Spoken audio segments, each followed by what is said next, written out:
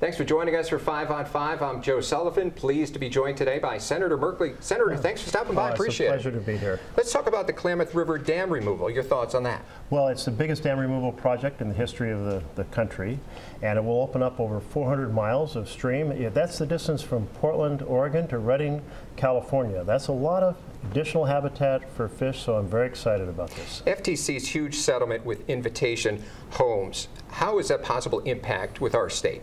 Well, I'll tell you, they don't have homes in Oregon, but they do in Washington and California. But this really puts a spotlight on the problem of large hedge funds and private equity buying up single-family homes across America. That company by itself owns 80,000 homes. Back in 2011, no company owned more than 1,000 homes. So if you're wondering why it is you're hearing about all cash offers, squeezing out bids by your kids to try to buy a house, or you're wondering why did housing prices go up so much and why did rents go up so much?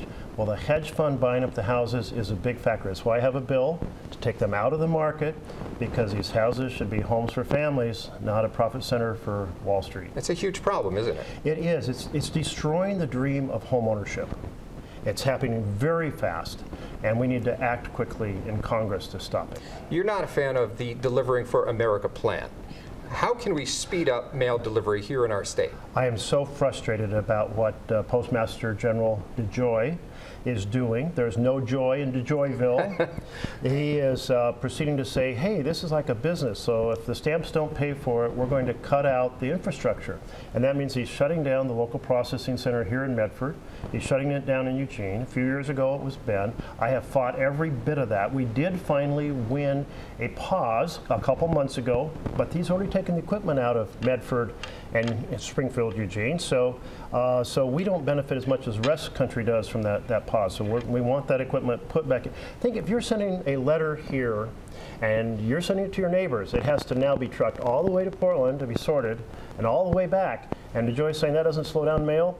Nobody believes that, and I read stories on the floor of the Senate from dozens of Oregonians talking about their pills didn't come on time, so they had to go without their medicine, that their bill for their credit card came late, and by the time they wrote their check, it was full, so they had a late fee.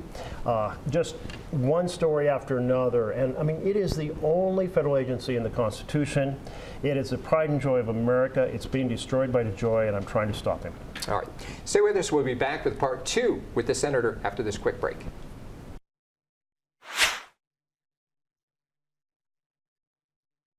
Welcome back to part 2 of our 5 on 5 with Senator Merkley. And Senator, let's talk about Social Security. Now, by 2035, it appears that 20% is going to be cut off the top of Social Security. What can we do now to prevent that from happening? You know, I held a series of meetings all across the state a couple of years ago and laid out all the different ways that we can strengthen Social Security. Every single table at every single event tended to come up with the same answer from our citizens, and that is that more income for the rich among us should be subject to Social Security premiums. That would give us more benefit for the lowest earners in our society who are depending on Social Security for all of their retirement. It would also provide security for the next 75 years, so we wouldn't have to worry. The next generation wouldn't have to worry about the Social Security Trust Fund running out. So much going on in the world.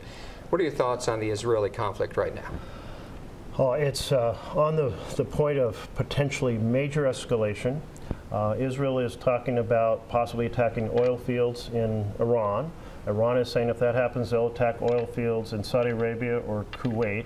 Really, since October 7th of last year, of course, this horrific Hamas attack on a village in Israel, 1,200 people died, more than 200 hostages.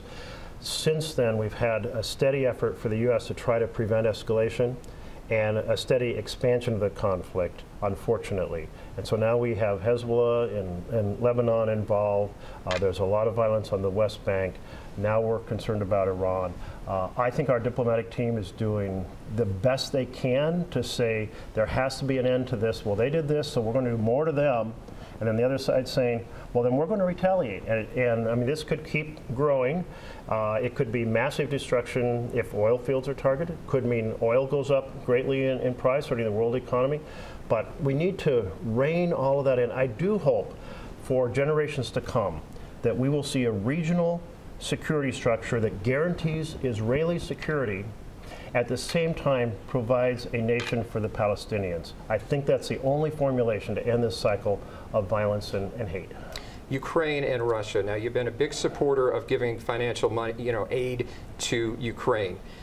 How much is enough aid for Ukraine? Well, here's what we know. We know that Russia will continue to attack Ukraine until there is a peace deal worked out. We know Ukraine is a democracy that values what we value: freedom of association, freedom of religion, freedom of speech, and that Russia's trying to crush that. They do not want to have a nearby country that has these values that Putin has obliterated inside of Russia. I feel like they are part of our Western European world. They have our values. We need to stand with them. But the Europeans are carrying a huge amount of this burden. Some folks think we're doing it all. No, the Europeans are doing a tremendous amount. It's something like 2% of our effort. So, I mean, we can sustain what we're doing now. If we stop, then Russia will run over Ukraine, and they probably won't stop with Ukraine. You've got Georgia, you've got Belarus, and then you've got the Lithuania and so forth countries on the very edge of NATO. So we don't want a war between NATO and Russia, but we need to stand firm and back the people for freedom in Ukraine. We've got about a minute left. Is there anything you'd like to touch upon that the people here watching should know about D.C. and what's going on? Well, I just want to encourage everyone to vote. In a republic, it's so important to have engagement. It's at times, I think, are breeding a certain deep divisions in America and cynicism. We need to reach out and apply common sense, improve our health care, our housing, our education, our living wage jobs. Those are the foundations for families to thrive. We should be able to have bipartisan cooperation to make that happen. Senator Merkley, thanks for stopping by. You're welcome. Appreciate it. Thank you. All right, stay with us. We'll be right back after this short break.